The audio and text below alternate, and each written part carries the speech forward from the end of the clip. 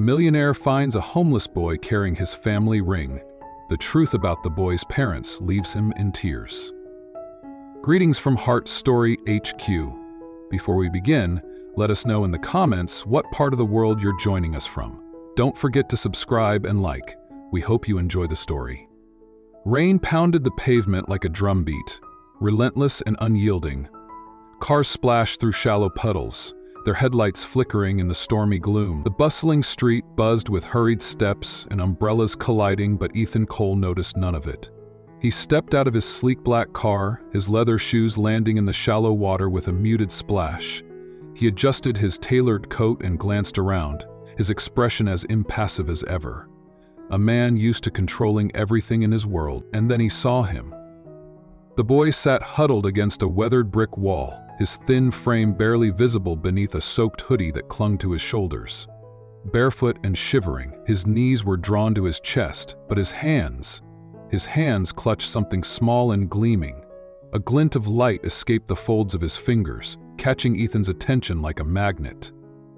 He hesitated, narrowing his eyes. There was something familiar about the shine. Something too familiar.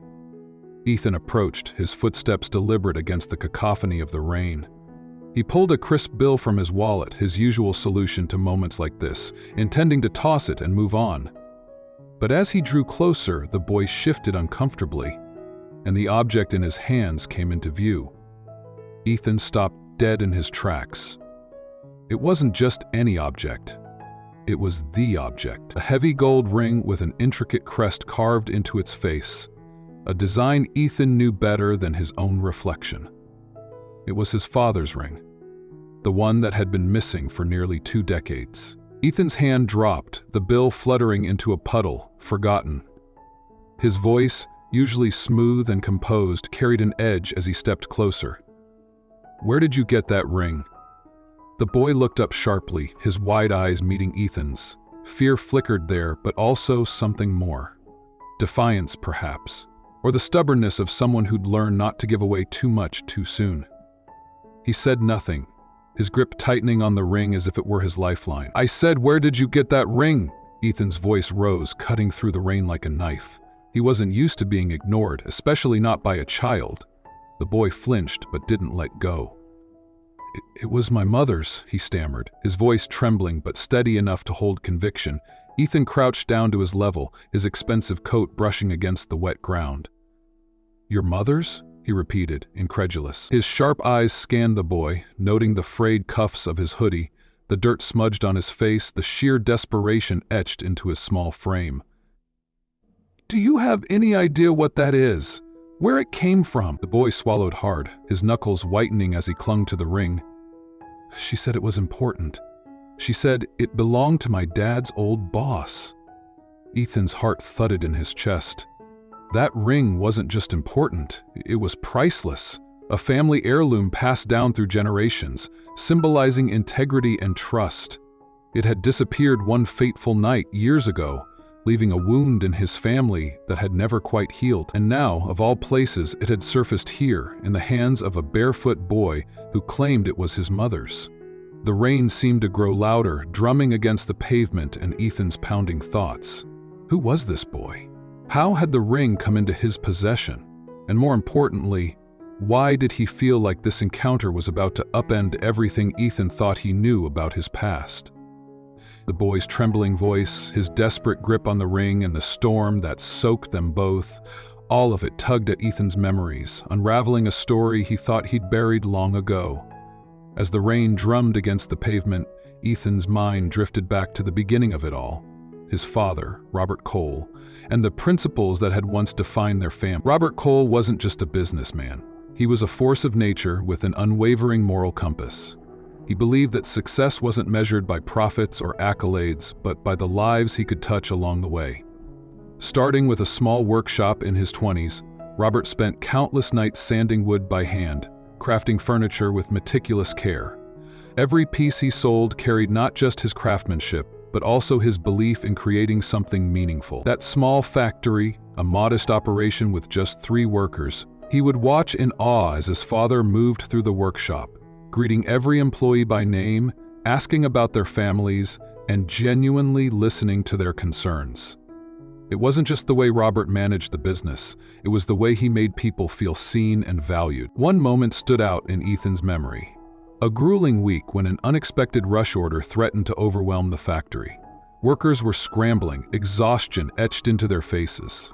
Instead of barking orders or pressuring them to work faster, Robert took off his jacket, rolled up his sleeves, and joined the team on the floor. He spent hours sanding, staining, and assembling furniture alongside his employees. Ethan, his wife needed surgery they couldn't afford, and he didn't know where else to turn. Robert didn't hesitate. He arranged for the medical bills to be covered and made sure Mr. Harris had the time off to care for his wife. Ethan found out about it weeks later when he overheard his father on the phone with the hospital. When Ethan asked why he hadn't told anyone about what he'd done, Robert simply smiled and said, "Kindness is strongest when it doesn't ask for recognition.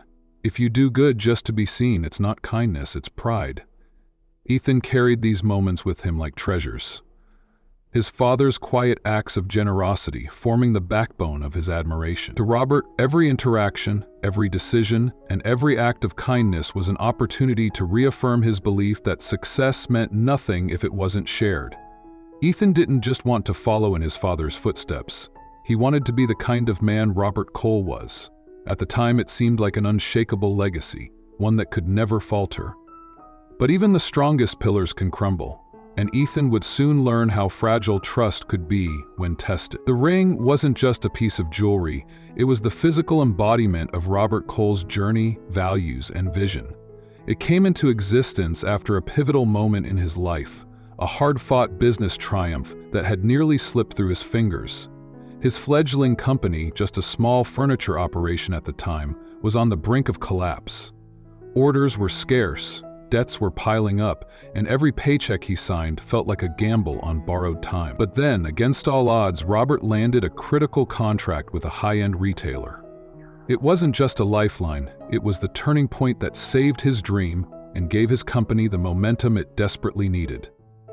To commemorate this victory, Robert wanted something special, not a trophy or a plaque, but something deeply personal. He turned to a local jeweler, someone who had also started from humble beginnings, and together they designed the ring.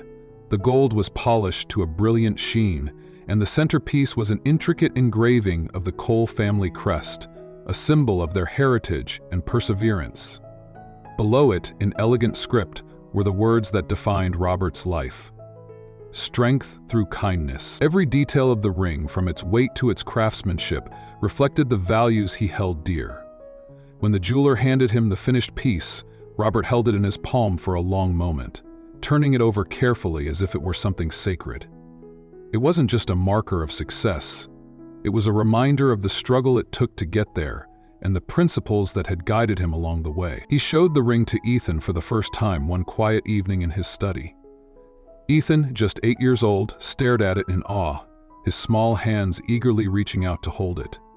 The weight of the gold surprised him. It felt heavier than it looked, almost as if it carried the weight of a story. "This ring is more than gold," Robert said, his voice calm but firm, drawing Ethan's wide-eyed attention. "It's a promise to lead with compassion, to be strong but fair, and to never lose sight of what really matters. It's easy to lose yourself when the world dangles power and wealth in front of you, but this..." He tapped the crest lightly with his finger. "This is a reminder of who we are, Ethan, and who we must always strive to be." From that day on, the ring became a part of Robert's daily life. He wore it everywhere, not as a show of wealth or power, but as a quiet statement of his beliefs. It was there when he struck deals in his office, always refusing to compromise his ethics. It was there when he visited his factory floors, shaking hands with workers and reminding them of their shared purpose. It was there when he returned home to his family, taking the time to listen to Ethan's school stories or share a quiet moment with his wife. To Robert, the ring was more than an accessory. It was a beacon, a physical manifestation of the values that defined him. It reminded him to act with integrity, even in the face of pressure, to treat every person with dignity, and to never let the pursuit of success overshadow the importance of doing good. For young Ethan, the ring became a symbol of his father's greatness. He would often sit across from Robert at the dinner table, watching how the light from the chandelier caught the gold band as his father gestured while speaking.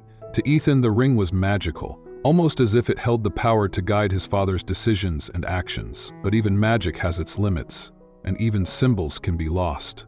For all the weight and meaning the ring carried, neither Robert nor Ethan could have foreseen the consequences of its disappearance, or the cracks it would expose in the very foundation of their lives.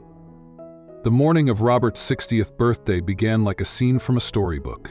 The sprawling Cole estate was buzzing with activity as the staff prepared for the grand celebration. Tables were laden with floral arrangements, trays of hors d'oeuvres, and the finest crystal glasses ready to toast the man of the hour. Music drifted through the air as a small string quartet rehearsed in the corner of the garden. The sound of laughter and clinking dishes echoed through the halls, a fitting prelude to what was meant to be an unforgettable day. 16-year-old Ethan felt the energy in the air and was swept up in the excitement. Birthdays were always special, but this one felt monumental. 60 years of his father's life, each year a testament to the legacy Robert Cole had built. Ethan had picked out a new tie for the occasion, eager to look his best for the event. But more than the suit, more than the decorations, he was most excited about one thing: the ritual of it. For as long as Ethan could remember, his father had allowed him to wear the ring during milestone moments. It was a gesture that symbolized trust, guidance, and the passing of wisdom. Ethan had spent days anticipating that quiet moment when Robert would slide the gold band onto his son's finger, a small but profound reminder of the values that bound them together. The evening unfolded like a dream. The grand living room was a sea of familiar faces. Family members, longtime employees, and trusted friends, all gathered to honor Robert. Toasts were made, anecdotes shared, and laughter echoed through the high ceilings. Ethan watched his father move through the crowd with his usual grace, shaking hands, exchanging warm smiles, and listening attentively to everyone who approached him. It was a side of Robert that Ethan admired deeply: the ability to make every person feel important, no matter their status or role in his life. When the time felt right, Ethan excused himself from the group of cousins he'd been chatting with and made his way to his father's study. It was a tradition they both cherished. Ethan would retrieve the ring, and Robert would place it on his finger in a quiet, meaningful exchange before they returned to the celebration. Ethan's footsteps echoed lightly on the polished wooden floors as he approached the heavy oak door of the study. Inside, the room was bathed in the soft glow of a desk lamp, the familiar scent of leather and old books filling the air. Ethan went straight to the drawer where his father always kept the ring. His heart quickened with excitement as he pulled it open, expecting to see the familiar gold band resting in its usual spot. But the drawer was empty. A flicker of confusion crossed his face as he double-checked, rummaging through the contents. Pencils, paper clips, an old notebook, but no ring. His pulse quickened as he moved to the next drawer, and then the next, pulling them open with increasing urgency. He checked the top of the desk, the shelves, even the small wooden box where Robert sometimes stored keepsakes. The ring was nowhere to be found. Panic began to set in. Ethan's thoughts raced as he replayed the day, trying to recall if he'd seen his father wearing the ring earlier. Had he misplaced it? Loaned it to someone? The idea seemed absurd. Robert was meticulous about the ring, treating it as sacred. Ethan burst out of the study, his footsteps quickening as he scanned the house for his father. He found Robert standing near the grand staircase, engaged in conversation with a group of guests. Ethan hesitated for a moment, not wanting to interrupt, but his anxiety got the better of him. "Dad," he called out, his voice a little too loud. The guests turned to look, their smiles faltering slightly. Ethan hurried to his father's side, his face pale. "The ring. It's gone."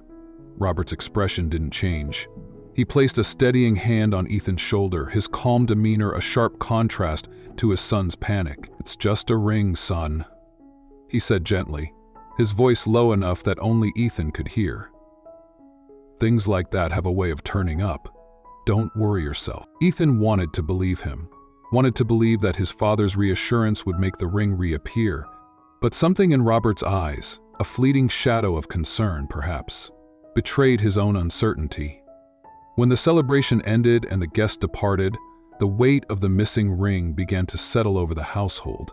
At first, Robert maintained his optimistic stance, brushing off the loss as a simple oversight. "It'll turn up," he said whenever Ethan or his mother mentioned it.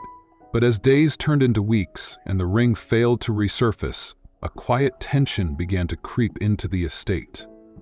The staff, who had been with the Coles for years, felt the shift. Whispers started to circulate in hushed tones, growing louder when no one was watching.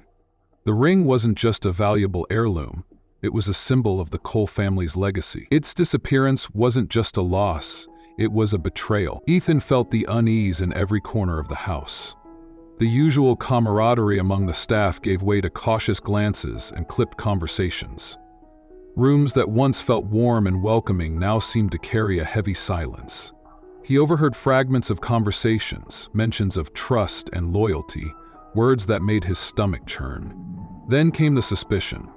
Though no one openly accused anyone, the undercurrent of blame was impossible to ignore. Small items were checked and rechecked. Locked drawers became more common, and the warmth that had always defined the Cole household began to fade. Ethan couldn't help but feel responsible. He had been the one to go to the study, the one to discover the ring missing. And yet, he couldn't shake the feeling that he had missed something, that he should have done more to find it.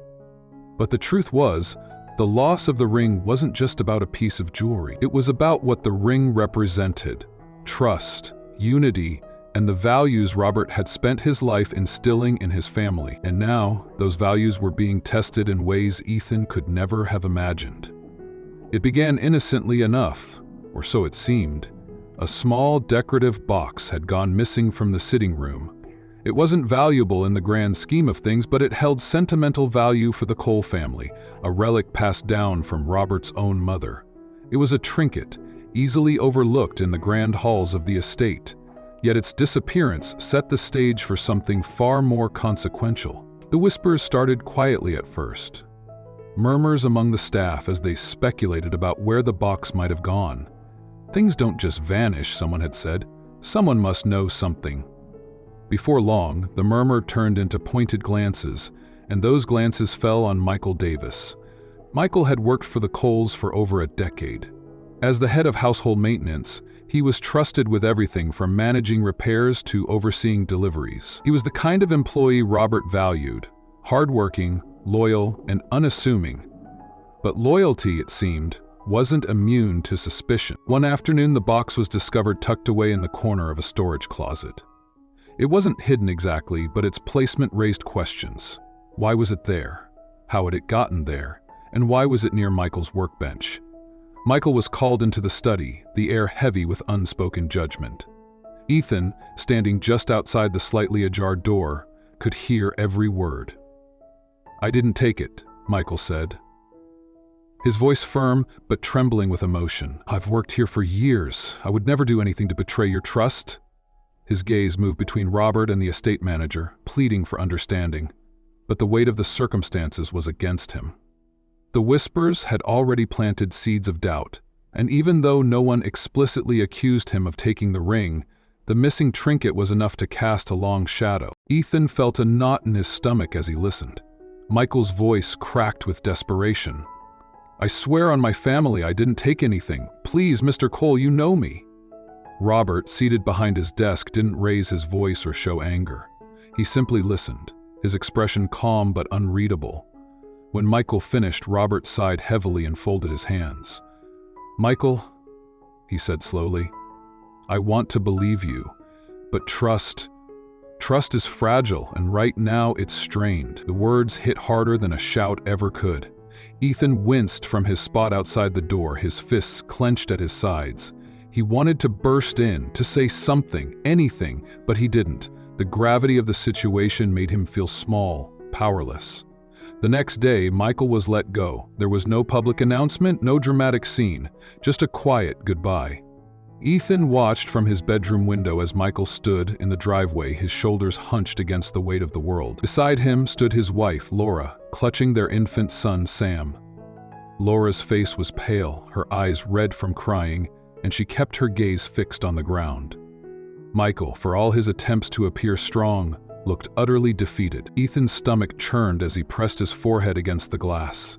He wanted to run down the stairs, to tell his father what he had overheard, to beg him to reconsider.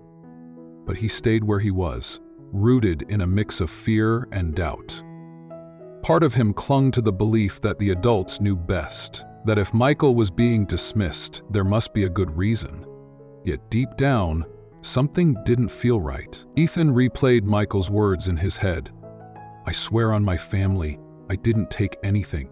The sincerity in his voice, the crack of desperation, it gnawed at Ethan, leaving him unsettled. As the family car pulled out of the driveway, carrying Michael and his family away from the estate, Ethan felt a wave of guilt wash over him. He had done nothing to stop it. He had watched silently as a man who had spent years serving his family with dedication was sent away under a cloud of suspicion. That day marked a turning point in the Cole household.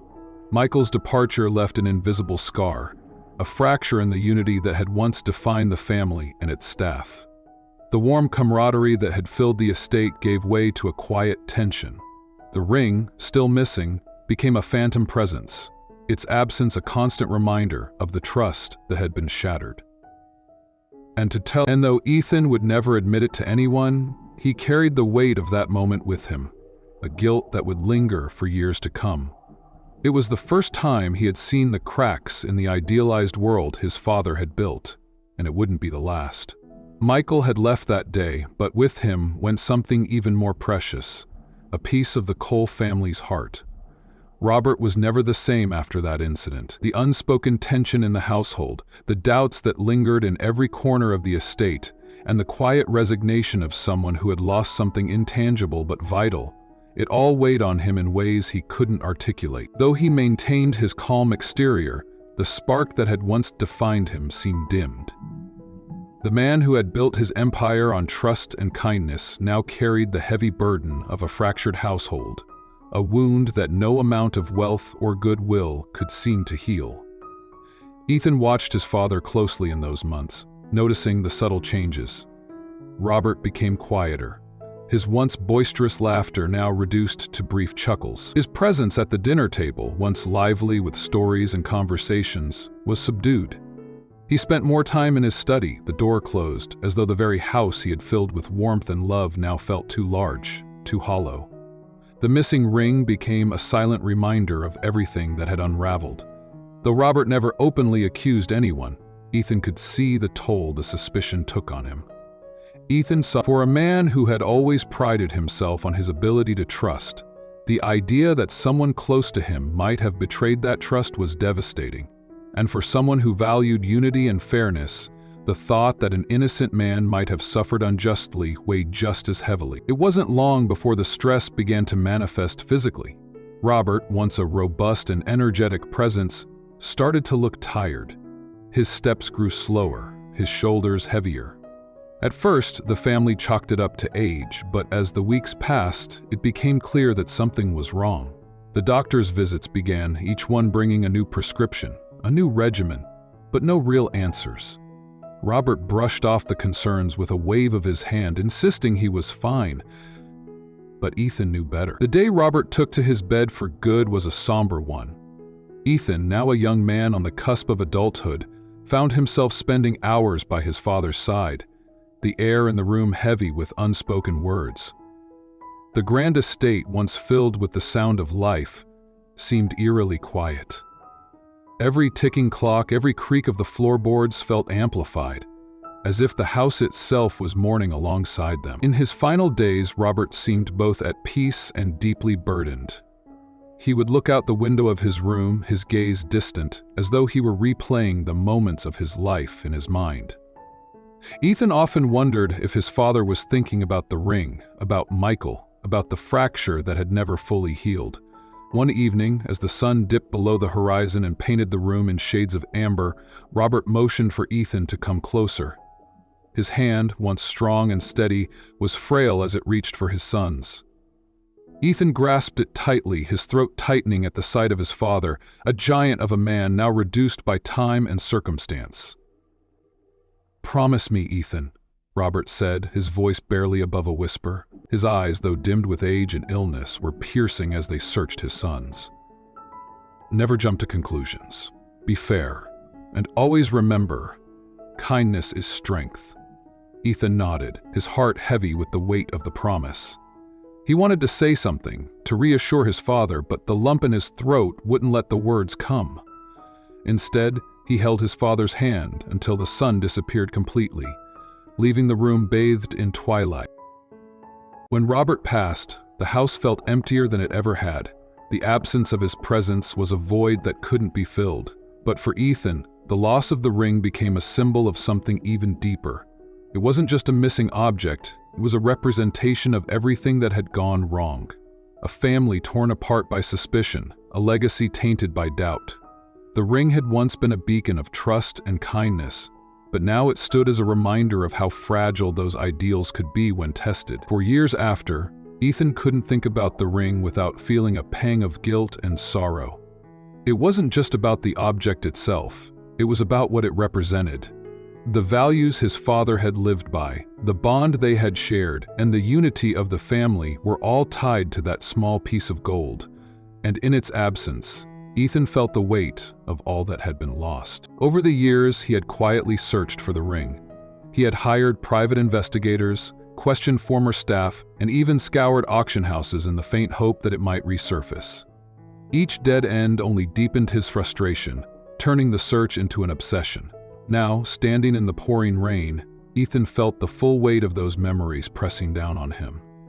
The boy before him, soaked and trembling, clutched the very object that had haunted Ethan for decades. The ring was back, its familiar crest gleaming even in the dim, stormy light. But with its return came a flood of questions Ethan wasn't prepared for. Who was this boy? How had the ring ended up in his hands? And why, after all these years, was it now, on this rain-soaked street, that the past had chosen to resurface? Ethan's throat tightened as he knelt down, bringing himself eye level with the boy. His voice, which moments earlier had been sharp and demanding, softened into something more measured, almost pleading. "Tell me about your father," he said, his gaze searching the boy's face for answers.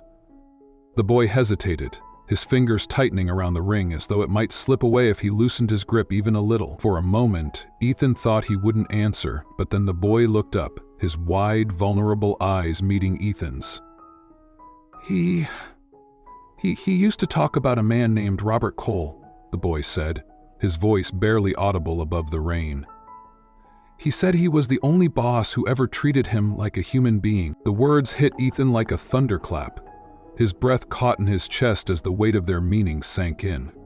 Robert Cole, his father, the man whose ideals had shaped Ethan's life, whose words had become the foundation of his moral compass. The boy's father, whoever he was, had known him, admired him, and in that moment, the past wasn't just a memory anymore. It was alive, standing right in front of Ethan, demanding to be faced. Ethan stared at the boy, his mind racing. A part of him wanted to grab the ring, to hold it in his own hands and confirm it was real. But another part of him knew that the answers he sought weren't in the gold band. They were in the story behind it, and the boy holding it was the key to unlocking the truth. "What's your name?" Ethan asked, his voice steadier now, though his heart was pounding. "Sam," the boy replied, his voice still small. "Sam," Ethan repeated, as if trying to anchor himself in the moment. "Your father, what else did he tell you about my dad? About Robert Cole?" Sam glanced down at the ring, his expression a mixture of hesitation and sorrow. He said he worked for him a long time ago, that he was a good man, but..." Sam's voice trailed off and he swallowed hard, his eyes darting away. "But what?" Ethan pressed gently, leaning closer. "Let me ask." Sam hesitated again, his grip on the ring tightening. "But something bad happened. He never told me everything, just that it changed everything for him, for us." The weight of the boy's words settled heavily in Ethan's chest. He didn't need to hear the details to know what Sam was referring to. He could feel it. The threads of the past unraveling, leading back to the day the ring went missing, the day trust was broken and lives were changed forever. And now, all these years later, the consequences of that moment were staring him in the face, embodied in a barefoot boy clutching a legacy he barely understood. Ethan took a deep breath, his mind reeling but his resolve hardening. This wasn't just about the ring anymore. This was about the truth, about justice, about fulfilling the promise he had made to his father on his deathbed. More than anything, this was his chance to finally make things right. Michael Davis had always been a man who found dignity in hard work. For over a decade, he had served the Cole family with quiet pride, pouring his energy into the maintenance and logistics of their grand estate. Whether it was fixing a creaky gate, coordinating deliveries, or ensuring every corner of the property was in pristine condition, Michael treated his role not as a job, but as a responsibility. To him, working for Robert Cole was an honor. Robert's fairness and kindness inspired loyalty, and Michael felt immense pride in contributing to a household that reflected such values. But the day he was dismissed under a cloud of suspicion shattered the foundation on which Michael had built his life. It wasn't just the loss of a job, it was the loss of identity. The Cole estate had been more than his workplace. It had been a community, a place where he felt respected and valued. Leaving that driveway with his wife Laura and their infant son Sam felt like walking away from a part of himself. As the family's car rolled away, the weight of the unspoken accusation sat heavily on Michael's shoulders. He had tried to explain to Robert, pleaded his innocence, but the quiet doubt in his employer's eyes told him that trust had already been broken. Explaining it to Laura was even harder. Her initial confusion turned to heartbreak as she realized the implications. She didn't ask for details, but Michael could see the growing doubt in her eyes, a silent question she didn't dare voice. What if it's true? The move was the first of many. With his reputation tarnished, Michael found it nearly impossible to secure steady work. Word traveled quickly in circles like the Coleses, and potential employers seemed to hesitate just a little too long when they asked about his past. When stable jobs proved elusive, Michael took whatever work he could find, painting fences, repairing appliances, unloading trucks at warehouses. But the pay was meager, and the hours were grueling. As the months dragged on, the family's savings dwindled, and the strain began to show. The once proud man who had taken such care in his appearance now wore shirts frayed at the cuffs and shoes scuffed from overuse. The lines on Michael's face deepened, his shoulders hunched, and his voice lost the confidence it once carried. Still, he never allowed himself to fall into self-pity. Each morning he rose early, scouring newspapers for job listings or knocking on doors, hoping someone would take a chance on him. When he returned home in the evenings, often empty-handed, he would force a smile for Laura and Sam, hiding the disappointment gnawing at his insides. The financial strain wasn't the only weight Michael carried. The emotional toll of being unfairly judged, of being cast out without proof or recourse, was a burden he bore silently. He wrestled daily with the anger and frustration that bubbled beneath the surface, but he refused to let it consume him. Laura, ever the optimist, tried to keep their spirits up. She would cook simple meals with whatever they could afford, telling Sam stories about a brighter future and reminding Michael of the good in the world. But even her unshakable optimism began to falter as the months turned into years. Her health, already fragile, worsened under the constant stress. She hid it from Michael for as long as she could, not wanting to add to his burdens. But the signs became impossible to ignore. Her frequent fatigue, her labored breathing, the way she would clutch her chest after climbing the stairs. Michael blamed himself. He couldn't look at Laura's pale face or Sam's growing frame without feeling like he had failed them. Despite the hardships, Michael clung to one hope: the chance to clear his name. He wrote letters to the Cole family, pouring his heart into every word, begging for an opportunity to explain. Each time he sent one, he waited anxiously for a reply that never came. As Laura's health declined, the days in the Davis household grew longer and heavier. Michael, desperate to make ends meet, pushed himself harder than ever. He would leave home before the sun rose, his shadow slipping quietly out of the house, and return long after dark, his steps dragging with exhaustion. On rare evenings when he managed to come home before Sam had gone to bed, the family would gather in their small living room, cherishing the fleeting moments of togetherness. It was on one such evening that Laura reached into her pocket and pulled out something small and gleaming. She turned it over in her hands for a moment, as if weighing its significance, before placing it on the worn table in front of them.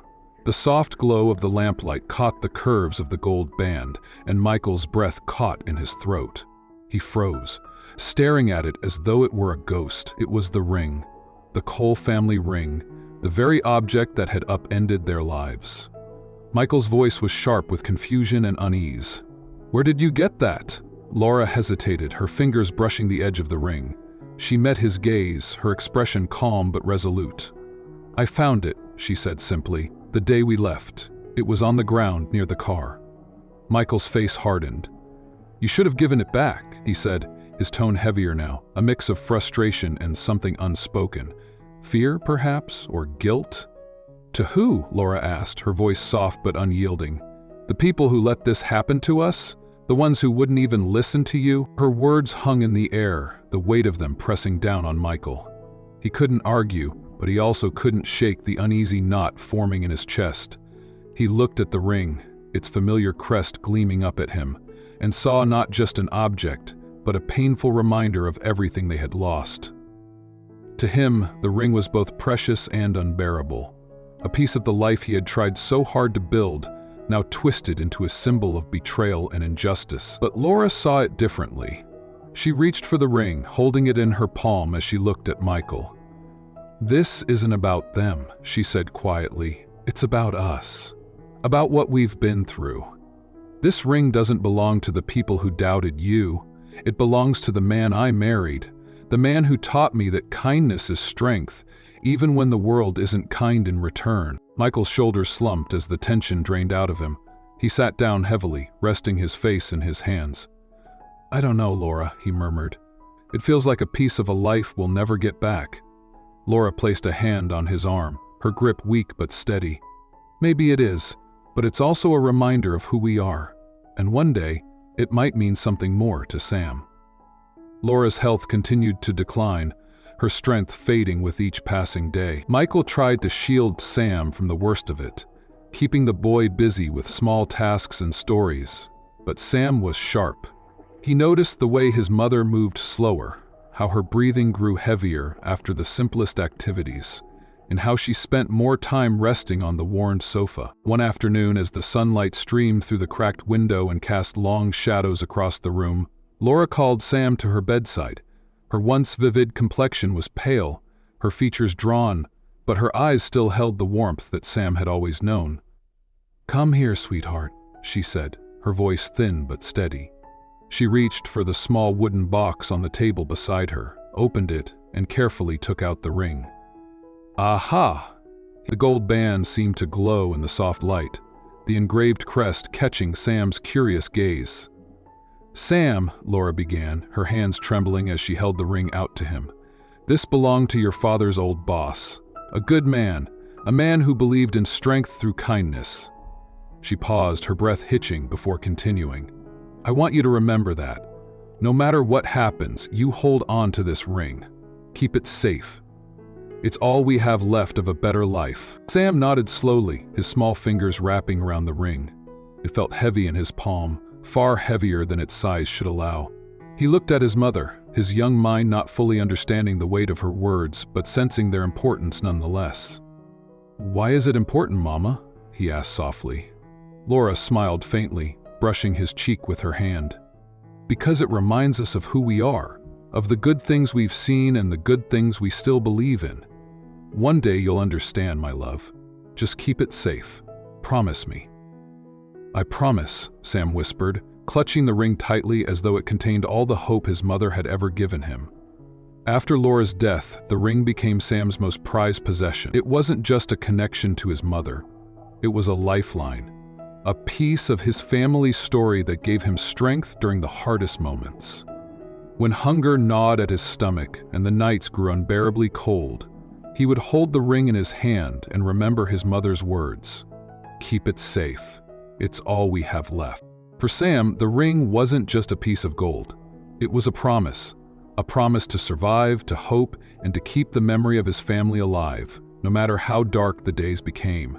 When Laura passed, the fragile thread holding the Davis family together snapped. For Michael, the loss was more than the death of his wife.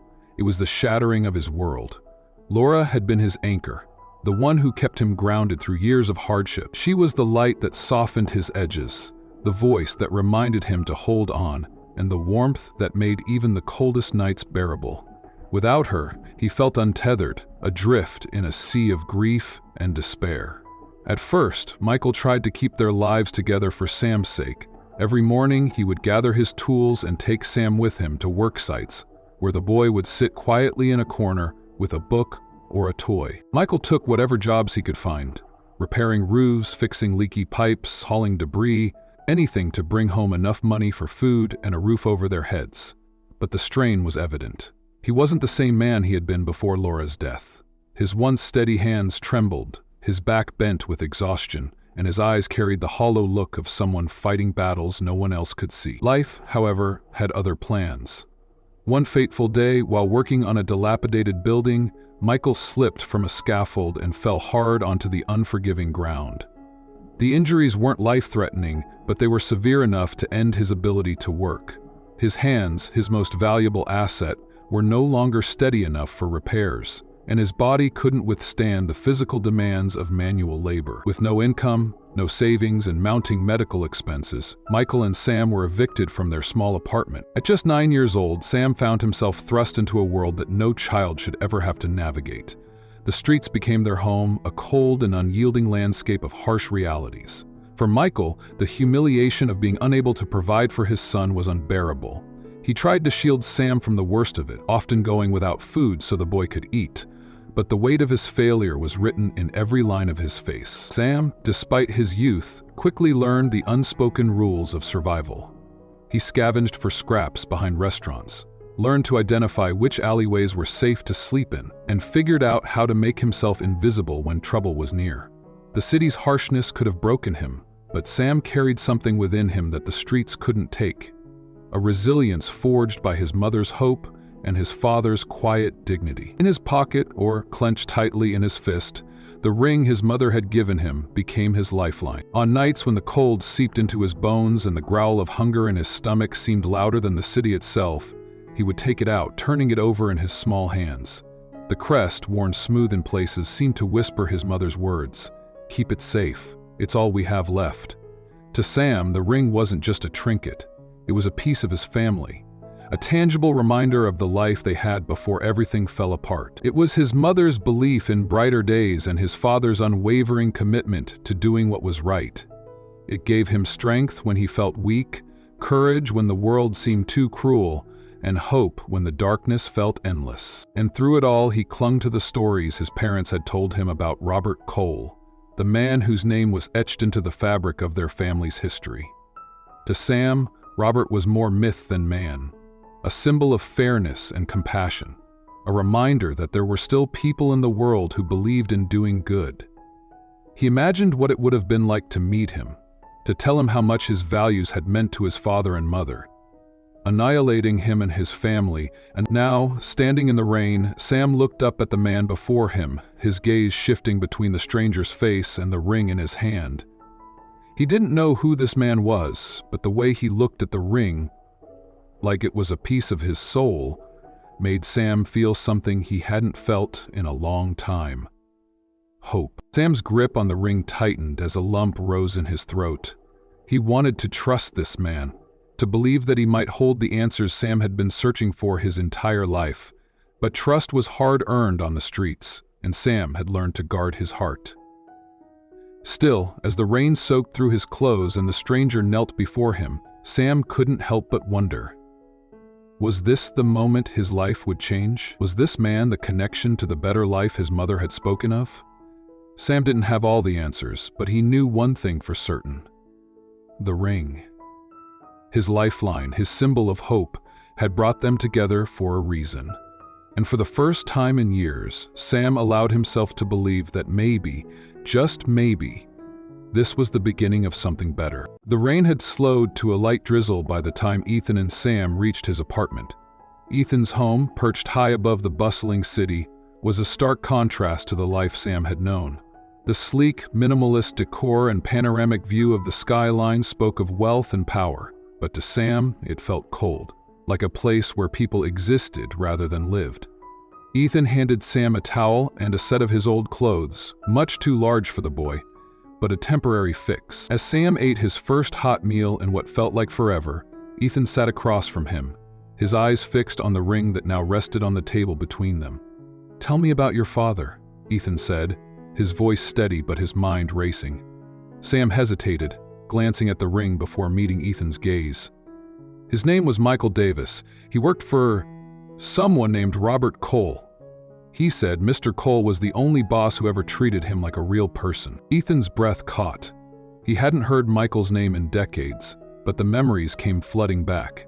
He remembered the day Michael left, the whispered accusations, the heavy silence that followed his father's attempts to maintain peace. Sam continued, his voice soft but steady. "My dad used to tell me stories about how Mr. Cole would shake everyone's hand, no matter who they were. He said he always listened, even when he didn't have to." Sam's expression darkened. "But something happened. He said he lost everything because of it. He didn't talk about it much after that." Ethan leaned back, his mind reeling. If Sam's father was Michael, then this boy was the son of a man his family had wronged. The ring, the missing link in a chain of events that had shattered lives, now sat between them as both a relic of the past and a chance for redemption. Determined to uncover the full truth, Ethan knew there was one person he needed to speak to, his estranged sister, Margaret. Margaret Cole had always been the more calculating of the siblings. While Ethan had inherited their father's drive and charisma, Margaret had inherited his sharp intellect, often to a fault. Over the years, her pragmatism had hardened into cynicism, and her relationship with Ethan had grown strained. Ethan arrived at Margaret's townhouse unannounced, the weight of the ring in his pocket feeling heavier with every step. When she opened the door, her face betrayed a mixture of surprise and wariness. "Ethan," she said, her tone neutral. "To what do I owe the pleasure?" Ethan didn't waste time on pleasantries. He pulled the ring from his pocket and held it up. "Do you remember this?" Margaret's eyes widened slightly before she masked her reaction. "Of course. Father's ring. Where did you find it?" Ethan stepped inside, his voice tense. "In the hands of a boy whose father we destroyed, a boy whose father was falsely accused of stealing this ring." Margaret's composure faltered and she turned away, crossing the room to pour herself a drink. "I don't know what you're talking about," she said, her voice tight. "Don't lie to me, Margaret," Ethan snapped. "I know you were involved. I need the truth, now." For a moment, the room was silent except for the clink of ice in Margaret's glass. Finally, she sighed and sank into a chair. "Fine," she said, her voice laced with regret. "I'll tell you everything." Margaret admitted that she had known the ring was never stolen by Michael. A junior staff member, overwhelmed and careless, had misplaced it during the party. Margaret had found the ring days later, tucked in a corner where it had likely fallen. "But you let Michael take the blame," Ethan said, his voice heavy with disbelief. Margaret looked away, shame flickering across her face. "I was young. I panicked. The staff was already on edge and I didn't want to risk a scandal. I thought it would be easier if we just let him go." "Easier?" Ethan's voice rose. "You ruined a man's life, a good man. Do you have any idea what that did to him, to his family?" Margaret's eyes filled with tears. "I know," she whispered. "I've thought about it every day since, but I didn't have the courage to admit what I'd done. And then Father, he got sick and it didn't seem like the right time. I told myself it was too late." Ethan stared at her, his anger battling with a deep sadness. "It's never too late to make things right," he said. Ethan left Margaret's townhouse with a renewed sense of purpose. The truth was painful, but it was a necessary first step. He couldn't change the past, but he could try to right the wrongs his family had done. Using the resources at his disposal, Ethan began searching for Michael. It didn't take long to find him. A man in his 60s, living in a small rural town and working odd jobs to make ends meet. The reports painted a picture of a man who had never fully recovered from the injustice he had suffered. Ethan made the trip personally, driving for hours until he reached the modest home where Michael lived. The house was simple, its paint peeling and its yard overgrown, but it was tidy, a testament to Michael's enduring pride. When Michael opened the door and saw Ethan standing there, his expression was one of shock and guarded suspicion. "Mr. Cole?" he said, his voice unsure. Ethan nodded, his heart pounding. "Michael, I owe you an apology," he said, his voice breaking. "A long overdue apology." Michael's face softened slightly, but his eyes remained wary. "It's been a long time," he said quietly. "Too long," Ethan replied. The two men stood in silence, the weight of years between them. For the first time in decades, the truth had come to light, and with it came the possibility of healing. Ethan stood on the porch of Michael's modest home, his hand poised to knock but hesitating for a moment. His chest felt heavy, each breath weighted by the uncertainty of what lay beyond the door. It wasn't just about an apology, it was about redemption, about revisiting a chapter of his family's history that had been left open for far too long. Behind him, Sam fidgeted nervously, his wide eyes darting between Ethan and the door. For Sam, this was a moment he had dreamed of but never truly believed would come. A chance to reunite with the father he thought he might never see again. For Ethan, it was an opportunity to begin undoing years of pain and injustice. The boy's presence, the quiet hope in his face, made it clear that this wasn't just a meeting. It was about family, about redemption, about piecing together lives that had been shattered. Finally, Ethan exhaled, his knuckles rapping against the wood. The sound seemed to echo, the silence that followed feeling longer than it was. Footsteps approached, hesitant and slow, until the door creaked open. Michael stood in the doorway, his frame slightly stooped with age, but his presence still commanding. His eyes flickered with recognition as they landed on Ethan, widening slightly as he registered who stood before him. For a brief moment, his face was unreadable, a mixture of surprise, confusion, and guarded curiosity. But then his gaze shifted to the boy standing at Ethan's side. Time seemed to freeze as Michael's eyes locked on Sam. His breath hitched, and his hand gripped the doorframe for support. Those eyes. He would have known them anywhere. Laura's eyes. Wide, filled with emotion, and unmistakably hers. "Sam?" Michael whispered, his voice breaking as if saying the name aloud might shatter the fragile reality of the moment. Sam hesitated for only a second, his small frame trembling as tears welled in his eyes. Then, without another thought, he bolted forward, throwing his arms around his father. The force of the embrace staggered Michael, but he quickly steadied himself, wrapping his son in a tight hug. His hands trembled as they rested on Sam's back, his shoulders shaking as he held the boy he had longed to see for so many years. "I thought I lost you," Michael murmured, his voice thick with tears. His head dipped slightly, pressing against Sam's as though trying to convince himself this moment was real. "I thought I'd never see you again." Sam buried his face in his father's shoulder, his words muffled but clear enough to reach Michael's ears. "I kept the ring safe, just like Mom said." Michael froze for a moment, pulling back slightly to look at Sam's face. His hands cupped the boy's shoulders, his eyes scanning every inch of him as if trying to make up for years of absence in a single glance. "You did?" he asked softly. Sam nodded, reaching into his pocket and pulling out the familiar gold ring. He placed it in Michael's palm, his small hand steady as if passing on something sacred. Michael stared at the ring for a long moment, his hands trembling as memories he had tried to bury came flooding back. The day he had been accused, the humiliation of leaving the Cole estate, the long nights of questioning his worth, his dignity, and the unfairness of it all. The weight of losing not just a job, but the life he had built and the future he had envisioned for his family. His vision blurred as tears filled his eyes. "This ring," he began, his voice cracking under the strain of his emotions. He turned it over in his hand, his thumb tracing the engraved crest. "This ring cost us everything, and yet..."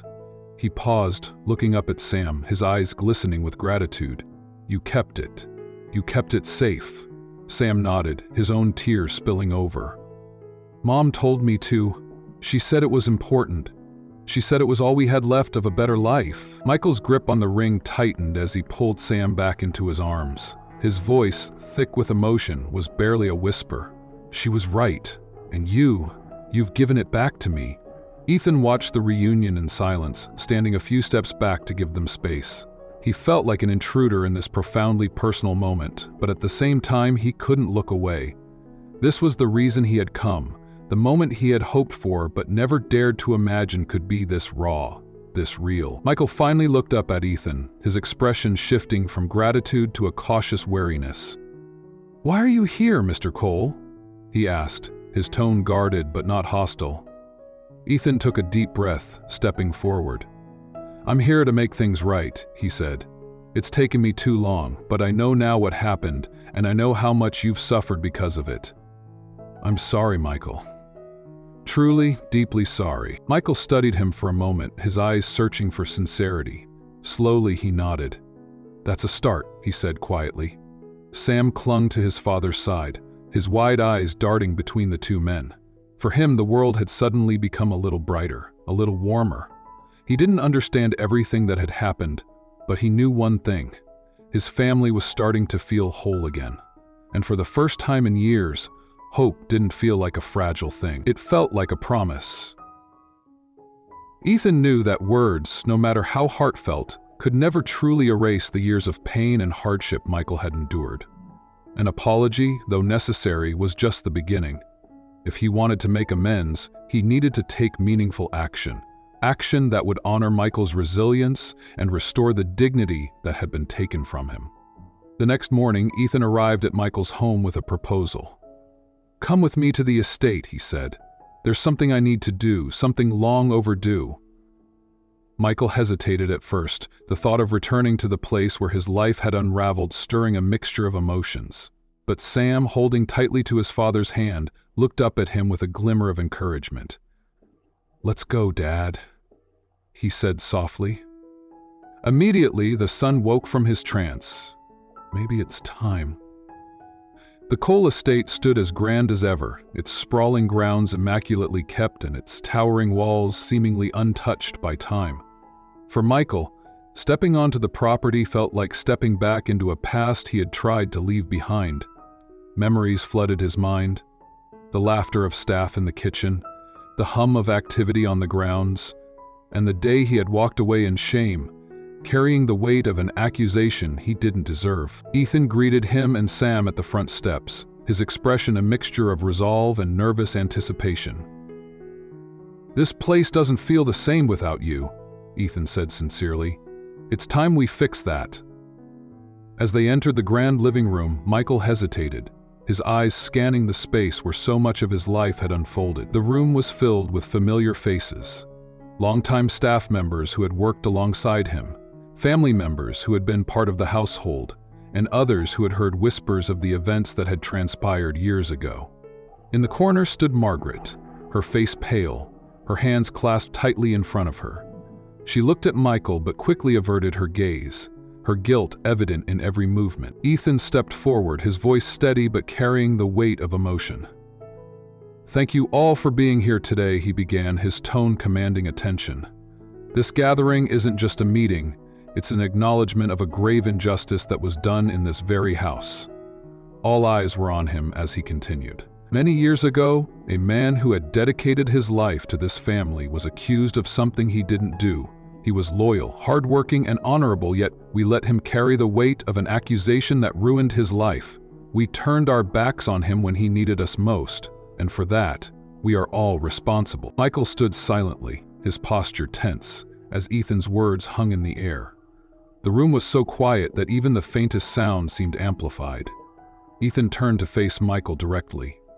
"Michael Davis, you were wrongfully accused. You did nothing wrong, and you didn't deserve what happened to you. On behalf of this family, I offer you our deepest apologies." Margaret, who had been standing on the edge of the gathering, took a hesitant step forward. Her hands trembled as she wiped a tear from her cheek. "Michael," she began, her voice trembling, "I let fear cloud my judgment. I let you take the blame for something you didn't do because I was too afraid to face the consequences. I told myself it was easier to stay silent, but that silence destroyed you and your family. I can never undo the pain I caused, but I want you to know, I am so sorry." Her voice cracked as she spoke, and tears streamed down her face. "You were a good man, Michael. You didn't deserve what happened to you.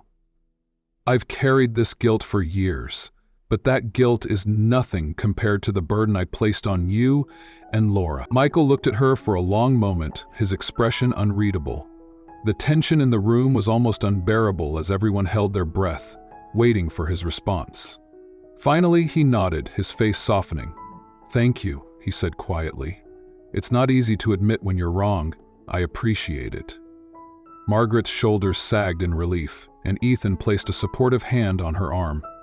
The room seemed to exhale collectively, the weight of years of silence beginning to lift. Ethan turned back to Michael, his voice steady and filled with determination. "I want to do more than just apologize, Michael. I want to help you rebuild. If you're willing, I'd like to offer you a position with the company. Something stable, something worthy of your skills and dedication. And more than that, I want to make sure you and Sam have everything you need to move forward." Michael's eyes widened, his emotions flickering between surprise, gratitude, and uncertainty. I don't know what to say," he murmured, his voice barely audible. "Say yes," Ethan said, smiling warmly. "You deserve this, Michael. You've always deserved better." Sam, who had been quietly watching the exchange, tugged at his father's sleeve. "Take it, Dad," he said softly, his voice filled with hope.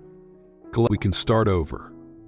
Michael looked at Sam, then back at Ethan, his throat tightening as he nodded slowly. "Yes," he said, his voice breaking slightly. "Thank you." Applause broke out among the gathered staff and family, the sound echoing through the grand living room. For Michael, it was more than just an offer of a job or a place to live. It was the restoration of his dignity, the acknowledgement of his worth, and a chance to begin anew. As the gathering began to disperse, Michael looked around the room, his gaze lingering on the familiar faces. The house, once a symbol of pain and loss, now felt different. It wasn't just a place of memories, it was a place of healing, of second chances. For Ethan, watching Michael and Sam together, there was a sense of fulfillment he hadn't felt in years. His father's values, kindness, fairness, and integrity weren't just ideals anymore. They were alive, shaping the lives of those who needed them most.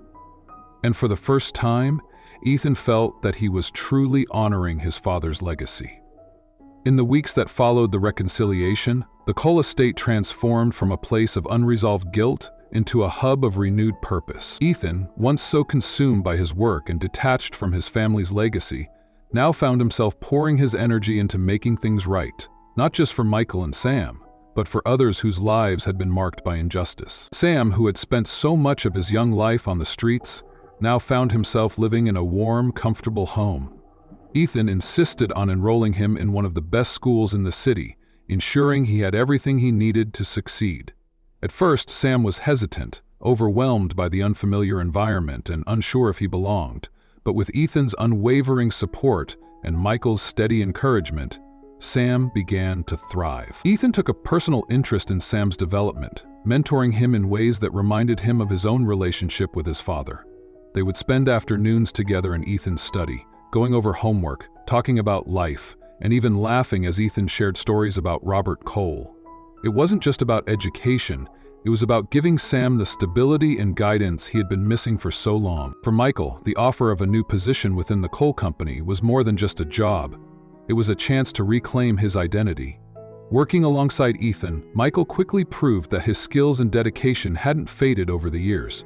Together, they began developing programs aimed at helping others who had been unfairly accused or marginalized, providing resources, training, and employment opportunities to those in need. The initiative became a cornerstone of the company's new mission, and Ethan named it the Strength Through Kindness Foundation, honoring his father's legacy and the values he had almost forgotten.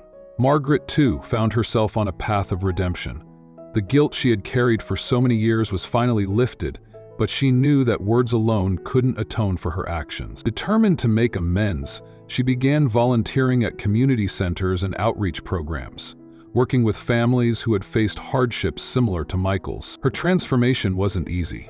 At first, Margaret struggled with self-doubt, wondering if her efforts could ever truly make a difference. But as she listened to the stories of those she helped, she began to see how her actions could create ripples of change. Each act of kindness, each moment of empathy, felt like a small step toward becoming the person she wanted to be. One afternoon, Margaret visited Michael and Sam at their new home. She brought with her a photo album she had found in the Cole estate. Pictures of Michael from his years of service. Moments he had likely forgotten, but that she knew would mean something to him. "I thought you might want these," she said quietly, handing the album to Michael. "I should have given them to you a long time ago." Michael flipped through the pages, his expression softening as he saw the familiar faces and places. "Thank you, Margaret," he said, his voice steady. "This means more than you know." It was a quiet moment, but one filled with understanding and the unspoken promise of a better future. As the family began to heal, the ring, once a symbol of loss and pain, took on a new meaning. Ethan, Michael, and Sam often spoke of its journey, how it had been passed through hands marked by hardship and resilience, and how it had ultimately brought them back together. Ethan decided it was time to honor the ring in a way that reflected its true significance. He commissioned a small family vault, designed to hold not just the ring but other. On the day of the vault's dedication, the family gathered in a quiet ceremony. Ethan stood before the group, the ring resting in his palm. "This ring has been many things over the years," he began, his voice steady but emotional. "It has been a source of pride, a cause of pain, and a symbol of loss. But today it becomes something else. A beacon of hope. A reminder that even when we lose our way, we can always find it again. Through kindness, forgiveness, and love." He placed the ring inside the vault, locking it in place alongside a plaque engraved with the words, "Strength through kindness." As the ceremony concluded, Ethan turned to Michael and Sam. "This isn't just about the past," he said. "It's about the future. A future where we honor my father's values, where we continue to grow, and where we never forget the lessons we've learned." The changes that followed were felt far beyond the Cole family. The Strength Through Kindness Foundation grew into a nationwide initiative, helping countless individuals rebuild their lives and reminding others of the power of compassion and justice. Michael became a key figure in the foundation, his story inspiring others to come forward and seek help. Sam, now thriving in school, often spoke at events, sharing his journey and the lessons his parents had taught him about resilience and hope. Ethan, once so focused on wealth and success, found a deeper purpose in this new chapter of his life. He no longer measured his achievements by profits or accolades, but by the lives he could touch and the legacy he could leave behind. And as the years went on, the ring remained in its place of honor, a silent witness to the lives it had shaped and the bonds it had restored. It was no longer just a piece of gold. It was a symbol of everything they had fought for, a reminder that kindness, even in the smallest acts, could change the course of history. The Cole family, once fractured by pain and doubt, now stood united, their future brighter than ever. And for Ethan, Michael, and Sam, the journey that had begun with a single act of injustice had led them to a place of healing, forgiveness, and hope. Let this story remind us all that the smallest acts of compassion can hold the greatest power. That no matter how far we've strayed, it's never too late to find our way back to the values that ground us. And that forgiveness of others and of ourselves is the first step toward healing. If this story resonated with you, take a moment to reflect on the power of kindness and forgiveness in your own life. Share this video with someone who might need a reminder that it's never too late to make things right. We'd love to hear your thoughts.